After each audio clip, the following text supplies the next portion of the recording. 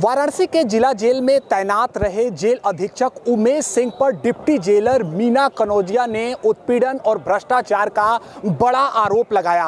अब उनकी बेटी की तरफ से तहरीर दी गई है कि उमेश सिंह पर मुकदमा दर्ज किया जाए और विधिक कार्रवाई की जाए। लगातार पुलिस प्रशासन का जो दरवाजा है वो न्याय के लिए उनकी बेटी खटखटा रही हैं। हमारे साथ बातचीत के लिए जुड़ी हैं, पहले हम उनसे बात करेंगे।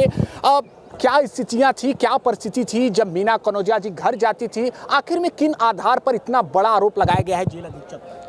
सर वो बहुत ज़्यादा परेशान रहती थी। जब अधीक्षक साहब स्टार्टिंग में आए तभी पता चल गया था कि कुछ ऐसी चीज़ें हैं जिससे मम्मी आगे भी बहुत ज़्यादा परेशान होने वाली है। और यहाँ पे सिर्फ मम्मी परेशान नहीं है, पूरा जेल विभाग, पूरा जिला जेल परेशान है, पर कोई बोलेगा नहीं।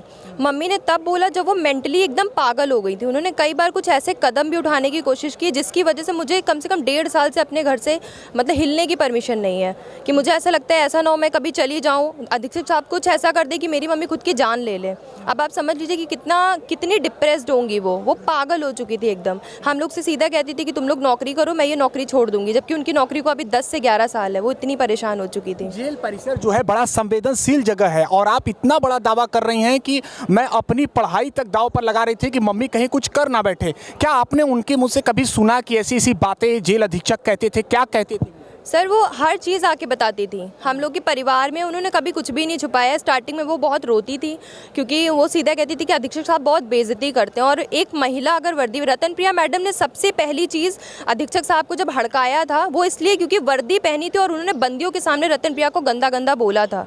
उसके बाद मम्मी को भी तुम्हें कुत्ता नहीं पूछेगा, तुम्हारे मुँह पर कुत्ता नहीं थूकेगा, तुम्हारी जात ऐसी है और तुमको मैं कहीं का नहीं छोड़ूंगा। जिस दिन मैंने विभाग में एप्लीकेशन दी उसके अगले दिन मम्मी को धमकी मिली कि मैं तो इसकी बेटी का भविष्य बर्बाद कर दूंगा।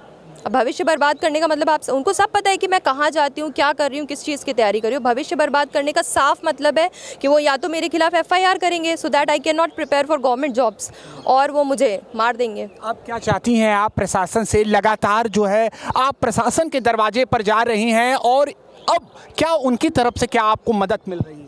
सर मुझे शासन और प्रशासन से दोनों से यही चाहिए कि उन्हें सस्पेंड करे और जांच करे।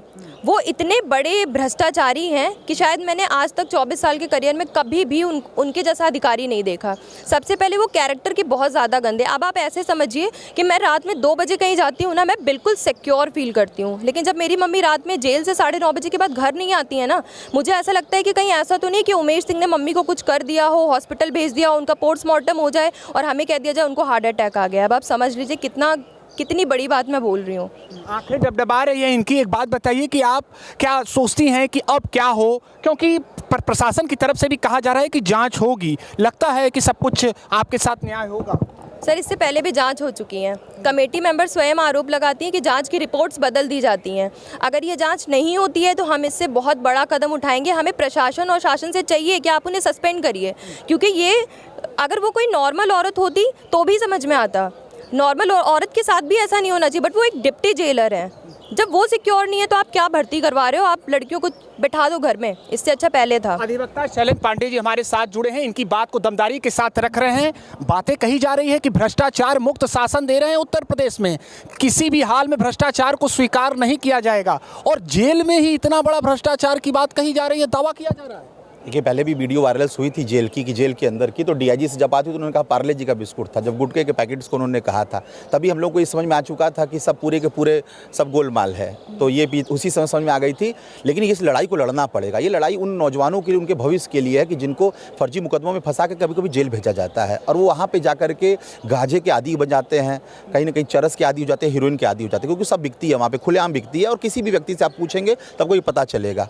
तो एक व्यक्ति का भविष्य किसी भी पटदारी के झगड़े अगर वो जेल चला गया तो उसका खराब हो जाता है। और ऐसे अधिकारी उस चीज़ को बढ़ावा दे रहे हैं, प्रश्रय दे रहे हैं और लगातार इस चीज़ का बिजनेस करवा रहे हैं। अतिरिक्त कमाई हो रही है, वहाँ सब कुछ बिक रहा है। कैंटीन ही अगर आपको चलानी है तो सरकारी टाइप की कैंटीन चलाइए, जिससे शासन को भी कुछ लाभ हो और वहाँ पे अच्छा भोजन सबको मिल सके। इसका मतलब आपको पता है कैंटीन चला रहे हैं तो आप खाना अच्छा नहीं दे रहे हैं। सरकार 120 किलो दाल देती है 2000 लोगों के लिए, 30 किलो दाल में सबको खाना खिलाया जाता है। दाल का पता ही नहीं रहता है, सब्जी में मसाला नहीं मिलेगा, तेल नहीं मिलेगा, आपको नमक तक मांगना पड़ेगा। ये स्थिति है कि आप देखते हैं बाहर से लोग लेकर के क्या क्या जाते हैं, आप गेट पर वहाँ पे कोल्ड ड्रिंक्स बिकती है, सब कुछ खुलेआम ये हो रहा है। इसके बावजूद भी यौन उत्पीड़न, मानसिक उत्पीड़न ये चीज़, और अपने कर्मचारियों के साथ वो क्या ड्यूटी करेंगे, वो वहाँ पर क्या देखभाल करेंगे जब उनको खतरा अपने अधिकारियों से ऊपर रहेगा, उनके जी में ही सुरक्षा रहेगी। जो मानसिक रूप से इस बात के लिए विक्षिप्त होता रहेगा कि हमारे अधिकारी इस तरह से हमको टॉर्चर कर रहे हैं, तो कहाँ से, तो कैदियों की सुरक्षा और बंदियों की सुरक्षा भी तो खतरे में है। वकील साहब, दावा कुछ और, हकीकत कुछ और जमीन पर। नहीं, देखिए, दावा तो वो तो योगी जी और मोदी जी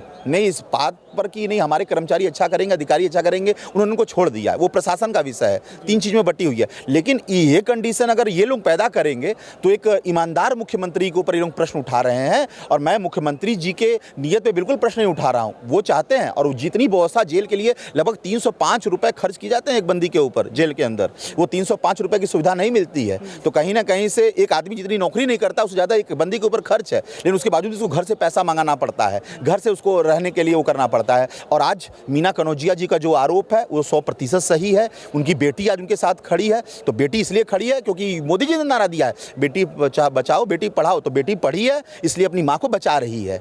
सीधा देखिए, उनकी बेटी मीना कनौजिया की बेटी, इसके अलावा जो सामाजिक कार्यकर्ता हैं, साथी परिजन हैं, इसके अलावा वकील जो हैं वो यहाँ पर पहुँचे हैं। ऐसे में ये देखना होगा कि इस मामले में जो सच्चाई है वो कब तक सामने आती है।